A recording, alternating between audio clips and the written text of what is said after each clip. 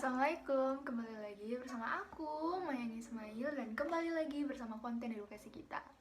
Hari ini aku bakalan jelasin tentang sifat-sifat bahasa dan beberapa materi tentang bahasa. Pertama, aku bakalan jelasin tentang sifat-sifat bahasa dan juga contohnya.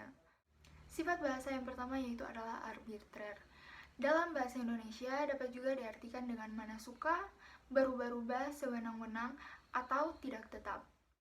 Istilah arbitrer dalam pengertian ini artinya adalah tidak adanya hubungan wajib antara lambang bahasa dan konsep lambang tersebut. Contohnya adalah mengapa sepatu tidak disebut dengan alas kaki.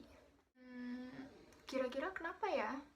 Ya karena bahasa itu arbitrer atau mana suka.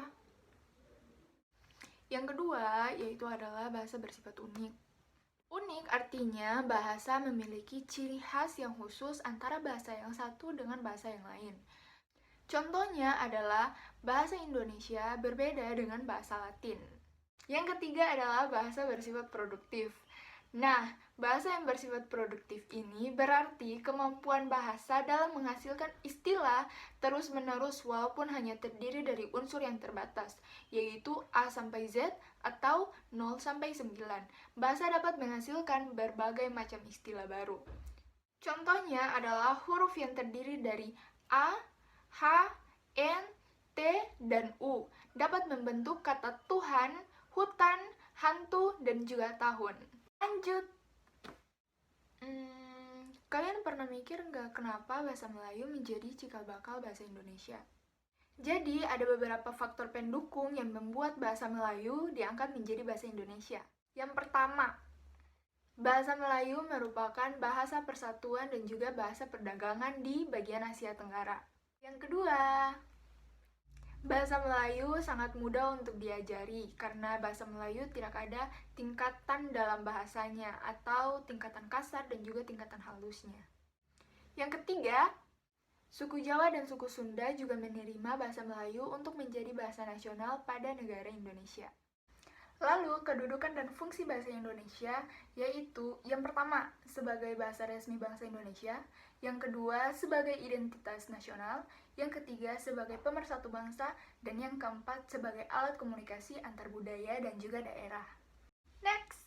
Sekarang kita bakalan bahas soal ragam bahasa dan juga karakteristiknya beserta contohnya juga. Yang pertama, ragam lisan.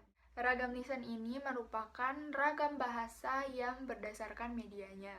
Ragam bahasa lisan merupakan bahasa yang dihasilkan melalui alat ucap dan fenom sebagai unsur dasarnya. Contohnya adalah saat kita berbicara dengan orang lain. Yang kedua, ragam tulis. Ragam bahasa tulisan merupakan bahasa yang dihasilkan melalui tulisan dan huruf sebagai unsur utamanya. Contohnya adalah ketika kita membaca buku atau ketika kita melihat papan peringatan. Yang ketiga, ragam bahasa ilmiah. Ragam bahasa ilmiah adalah salah satu banyak keunikan bahasa Indonesia yang untuk penulisan karya ilmiah. Contohnya, kita semua tahu bahwa pendidikan itu di lingkungan keluarga sangatlah penting dalam menanamkan perilaku yang baik serta pengetahuan yang bermanfaat. Dan sekarang aku bakalan jelasin tentang kesalahan umum dalam berbahasa Indonesia. Yang pertama itu ada hiperkorek. Hiperkorek adalah kesalahan berbahasa karena membetulkan sebuah kata yang sudah benar sehingga menjadi salah. Contohnya adalah kata utang dirubah menjadi kata hutang, di mana kata utang sendiri adalah bentuk yang baku sedangkan kata hutang merupakan bentuk yang tidak baku. Selanjutnya ada pleonasme. Pleonasme adalah kesalahan berbahasa karena melebih-lebihkan sebuah kalimat sehingga membuat kalimat tersebut menjadi tidak baku. Contohnya adalah penggunaan dua kata yang bersinonim dalam satu kalimat. Contoh kalimatnya adalah zaman dahulu dengan dahulu kala adalah kata yang baku, namun dirubah menjadi pada zaman dahulu kala. Dan yang terakhir adalah kontaminasi. Kontaminasi ini artinya adalah penyusunan kata yang tidak tepat atau penyusunan kata yang sangat kacau.